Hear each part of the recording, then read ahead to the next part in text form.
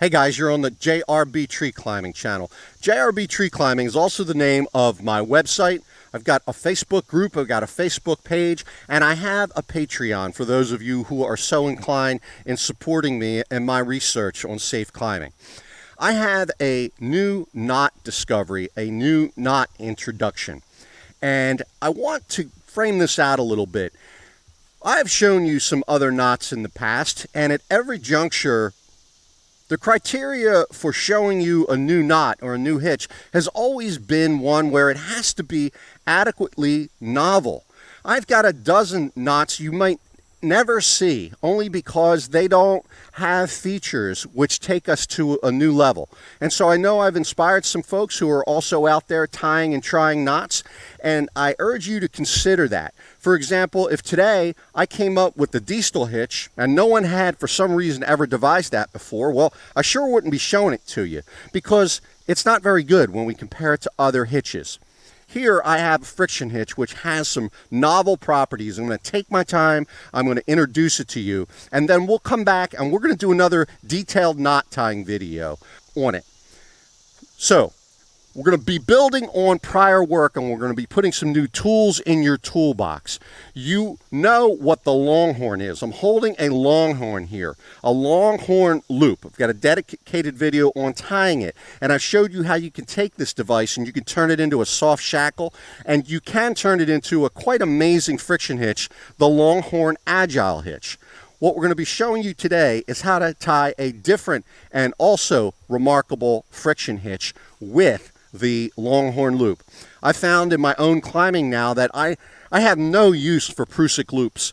I can do everything and much more with a Longhorn loop.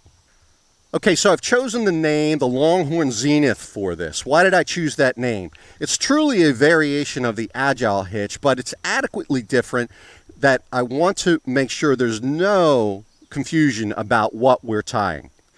The word zenith in celestial geometry refers to the point above the observer, and that's the case in climbing. And also the word zenith has a definition of a highest or most successful state, a culmination.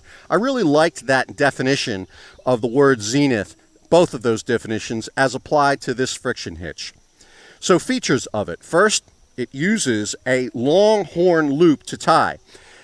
Important, it uses a smaller diameter cord with respect to the rope than most friction hitches that you are aware of. Typically, we use a cord which is about 75% the diameter of the rope. It's always smaller. Here on 8mm rope, typically we would use 6mm cord. Today I'm using 5mm. We're looking for a ratio that's closer to 60 to 65%. Next feature, this friction hitch is remarkably easy to tie. I'm tying it right now intentionally without looking at it. Not that I'm recommending that you tie it this way. The point is it's that easy to tie. We have folks who are climbing in situations where it's rather dark, and I can reliably and repeatedly tie, dress, and set this such that I trust it with my body weight without looking at what I'm doing. Next feature, it stays in place. When we compare it to the Longhorn Agile, once I get this set, flopping around in your bag, it's because it cinches down upon itself, and I'll show you this in detail shortly, it's more stable.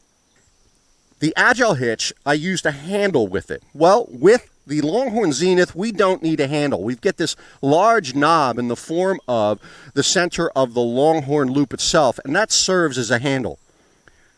Next, we don't need both a right-handed and a left-handed version for DSRT climbing. This feels pretty much the same in my hand for both sides. So we're going to tie this the same way when we use it in DSRT. It's got a firm and reliable and consistent hold. Let's jump on it. It's got a firm and reliable and consistent hold, and it moves well after loading, and I'm going to show you this in a short climb. It's fairly good at resisting jamming and resisting loosening, but it depends on the technique in which you employ it. And lastly, and very importantly, it's breakable under load. I've got a scale here, and I'm going to be taking this up in the tree with me.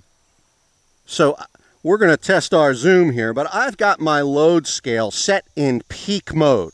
And what this is going to do is this is going to record the peak force that is exerted in braking my hitch. When I get to the top of my climb where it might want to be jammed up, I'm going to hook this device on top of the hitch and I'm going to brake it.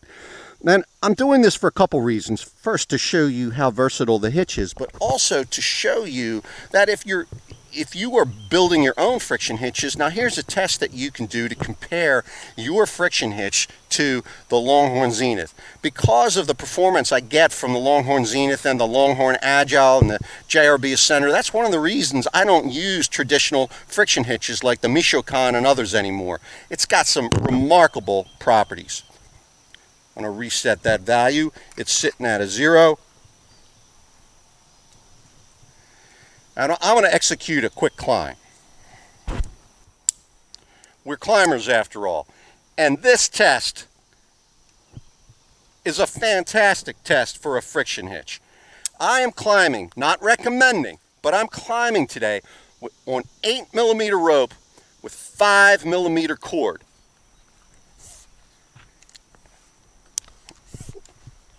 If you want rope and cord recommendations, go to my website, jrbtreeclimbing.com.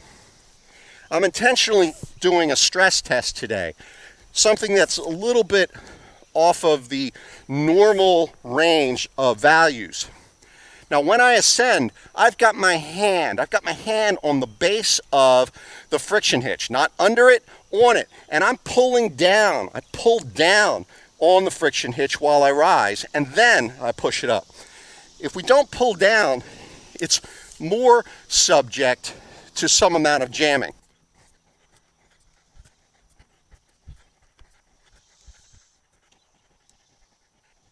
Okay, it's time for our test. I attach the scale above the friction hitch. I'm set up for rappel here on my munter, and I will brake this by slowly pulling on.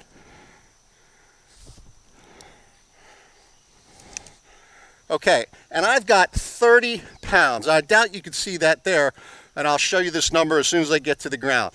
But I only had to put 30 pounds of force on that, which is a minor endeavor for one hand.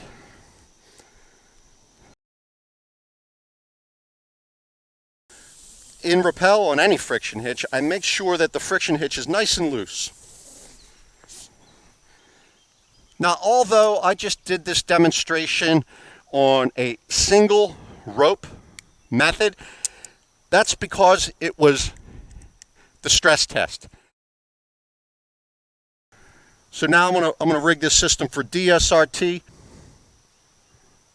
Got my Longhorn. Again, without looking at it, I can reliably put this on. Don't worry about following what I'm doing. I'm going to show you that in a moment. Go into the lab and catch that in detail.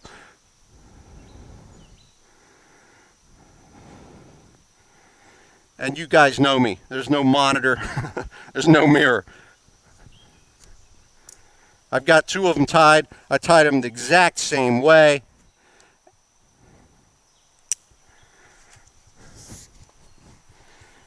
Now let's do a real quick bit of DSRT, doubled stationary rope technique. This is my preferred method for access to the canopy.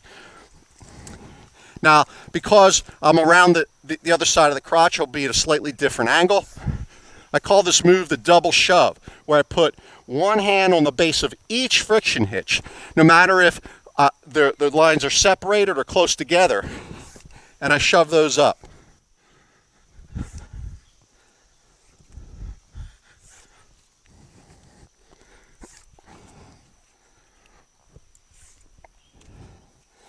So as I compare this hitch to the Longhorn Agile, the performance overall still goes to the Longhorn Agile.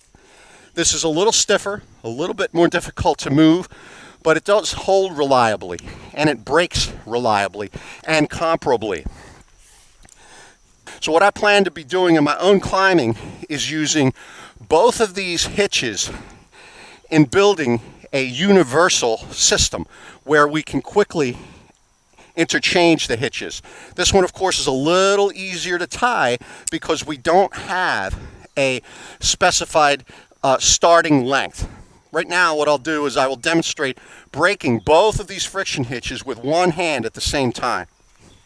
That's just so easy. I'll wiggle them a little bit, see how I get them loose here. Just break them for a second and make sure they're nice and loose, and then I tend them on the way down, and I always rappel slowly. If they get warm, I simply slow down or stop. We don't want our hitches and ropes getting warm. That kind of friction really just accelerates their life expectancy, or shortens it, I should say. Okay, let's go in the lab and let's learn how to build one. And I will be following up this video with a detailed video on tying the Longhorn Zenith Hitch. Okay, so here on the right side, I have the Longhorn Agile Hitch, and here on the left, I've got the Longhorn Zenith for size comparison. Both of these were tied with 6 feet of 6mm Sterling TRC cord, and both are tied on 9.5mm rope. If you refer to the length specifications page at my website, jrbtreeclimbing.com, you'll know that if you tie this with about a 12-inch working end to start your Longhorn, you're going to wind up with these load loops that are about 2 inches. I keep those tables updated with the most precise measurements possible. But if I take that same 6 feet of cord and I assemble a Longhorn Zenith, well, I'll get a longer loop, about 6 inches or so. My point here is I can create 2 different but reliable friction hitches, both of which are breakable under load, using the same Longhorn loop. The key difference in functionality between these 2 hitches is that the Longhorn Agile is auto-tending. So I don't, with one hand, I can pull on the rope, and I can, for all kinds of different applications, like a foot loop or for a tether connection, I can adjust it this way. That's not the case with the Longhorn Zenith. It is not inherently auto-tending, although there's ways we can get it to be. I want you to make sure you know that going in. If you need auto-tending, use the Longhorn Agile. Okay, so let's get started. Let's tie a Longhorn Zenith, and make note of how it's cinched on. This is cinched on to the rope. It really can't destabilize even with the carabiner gone. But with the carabiner removed from a Longhorn Agile, it's a little bit more likely that this could loosen in your bag or in transport, and this could come off, and you might be in a situation where it's not properly tied. So this is a Longhorn loop. The Longhorn loop, there's a dedicated video on how to tie that. I will make one at the end of this video as a refresher, but we're going to start with that Longhorn loop. I started with a 12-inch working end, and I get a Longhorn with nice tails. And I will expand this double loop here to be just big enough to get a finger through it. That's an appropriate size to start this. I place it over the rope, and I'll extend it out here. I don't actually measure it. It's about a hand span. And I will make 3 upward wraps. 1, 2, 3. 3 wraps around the back. And then I drape it down in front of the standing loop. If I need to spin a little extra in, see, I can spin a little slack in or take a little out, I want just enough so that this loop can go around the back and sit in that position. That's the right size. I hold that there with my finger, and with what was the standing loop on the left, I will reverse directions and go around the rope twice, around the back twice. Once around the back, twice around the back, and then put it through. That, I'll give that a tug. That is the Longhorn Zenith. Now there's still a little bit of this could still collapse a little. I'll usually do that before I start my climb, but if not, it'll take care of itself. That'll just collapse as you climb. But I like to get that set before in its most stable configuration. Now, when climbing on this, It's important that we are placing load here on what I consider this knob or handle, because if I have my body weight here as I'm climbing, I can see these two spots. I can see the rope here in both places, about an inch or a couple centimeters of rope visible showing through. If I wind up in a situation, it's possible for any hitch to get jammed, where I can't see that anymore, well, that's going to be less performant. It's going to hold, but it'll be harder to move. And so the way I keep that breathing room in the hitch is as I'm climbing, as I'm ascending with my weight here, I put my hand here and pull down on this, and that keeps the hitch properly expressed. The Longhorn Agile, as I stated earlier, is a little less susceptible to jamming, but any hitch can become jammed. But the key is using this as a handle. Let's grab this other Longhorn loop. Let's take it apart. And let's do this one more time, and this time I'll start from scratch. So again, I'm using a 6-foot length of sterling TRC on 9.5 millimeter rope, and that ratio is important, right? I don't want to hear from folks that, oh, my Longhorn didn't hold, I was using different ratios. Please use the 60 to 65% ratio. A good rule of thumb would be whatever your rope is, subtract 3 millimeters and use that in cordage. And of course, it has to be strong enough for the application. Standard 6 millimeter accessory cord is often not considered strong enough for life safety application. So I'm going to start with that 12-inch double working end. I'm going to create the Longhorn. The Longhorn is the building block. At that 12-inch mark, I have it folded over my finger. This is just a review now, just a review. And with the right side, I will go around the two strands in front and around 360 degrees. With the strand on the left, I will go around and between and over and between this 360 degrees. So at this point, these two strands are interlocked. Still working with the strand on my left, I will trace the path of my finger or replace it.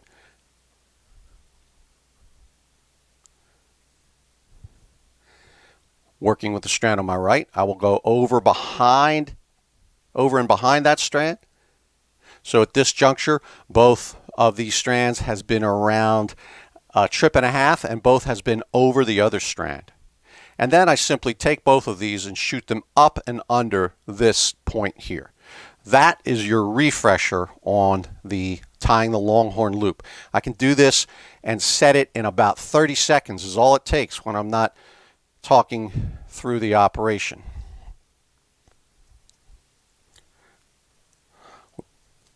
Pulling on all 4 strands to get it set.